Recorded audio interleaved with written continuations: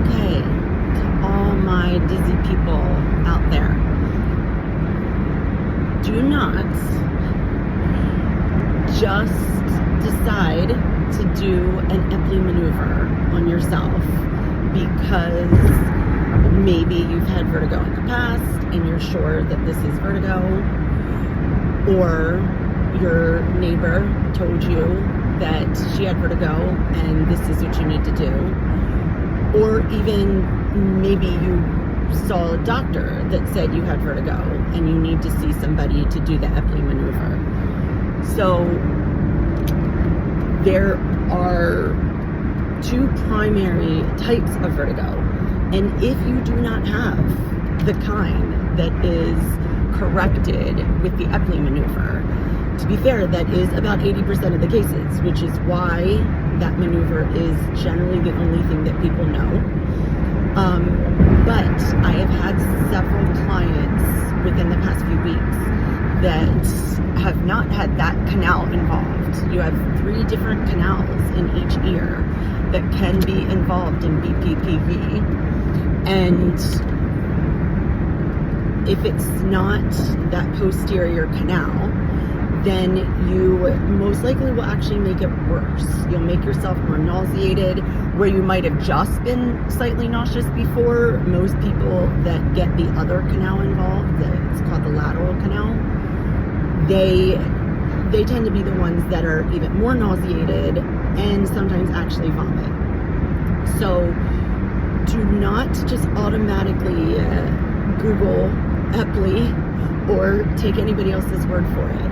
I can give you some tips to know for sure if you need to do the Epley. So if you get the spinning sensation when you look up, so when you're going to wash your hair, when you go to lay down in bed at night, you get the spinning sensation. And even better, if you can keep your eyes open long enough to see what your environment looks like, you should actually be able to see things tick in a rotational pattern. So it could be clockwise, and in that case, it tells you that it's your right ear that has the BPPV. If things are ticking, that fast beat goes counterclockwise, they're ticking towards your left ear. That tells you you have the left ear involved. And in that case, you're probably good to go ahead and do the Epley maneuver. And it'll also tell you the side. If your symptoms are more so when you get up in the morning, sit up on the edge of the bed, bend forward to get on your shoes, look down, that brings on spinning. Now make sure, this is not just dizziness. Some people will say, I feel dizzy going to bed, I feel dizzy getting up. This specifically has to be, when are you getting the spinning? So this is why having eyes open can be really important in figuring out which maneuver you need. So if we're bending forward, getting the spinning, actual vertigo feeling, getting up in the morning, that is going to be your part of the 20%, where it's the lateral canal. The other thing that will be significant with this one is if you are lying on your side in bed and you're getting that vertigo, it should not actually be rotational. It should be, again, from your side. Your orientation is lying on your side. Things should be moving up and down, ceiling to floor, ceiling to floor. And often this will happen on both sides, left or right. It should be worse on one side, but on both sides, you'll see things ceiling to floor, not that rotation. That is when you do not want to do the Epley. You will likely make things worse. That is called the barbecue maneuver, is the gold standard for that one. And this information on how to do the barbecue maneuver, even more sort of tips on, that one's a little trickier to know which side it is. So that I would definitely recommend you getting to see a vestibular therapist. But the biggest thing is don't make it worse. Let's do no harm at this point. And I will include a link to my newsletter that I put out. You can subscribe to, and you can get all the past ones. These are things that I talk about in it.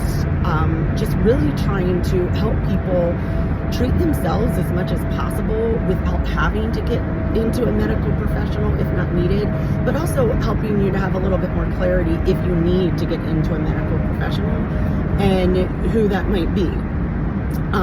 So you're not just going into things blind. And a lot of my clients end up in this situation where they're just about to leave town, just about to have people over for the holidays or whatever, and they get an episode. This is when it's best. Like, yeah, you're not going to be able to get in to see somebody right away. So you could have the information you need, give yourself a little more peace of mind to know, this is what I'm definitely not doing. These are the meds that I can take to kind of tide me over until I can get to the right person for help or try this maneuver and see what happens from there. So help me, help you to not need me is what I'm really saying. Trying to get to a primary care physician last minute, God help you. Trying to get to an ENT would take 4 to 6 weeks, and Lord knows, trying to go to an urgent care because of something like this, because you might have made it worse, not awesome, people. So I'll include the link for my newsletter and my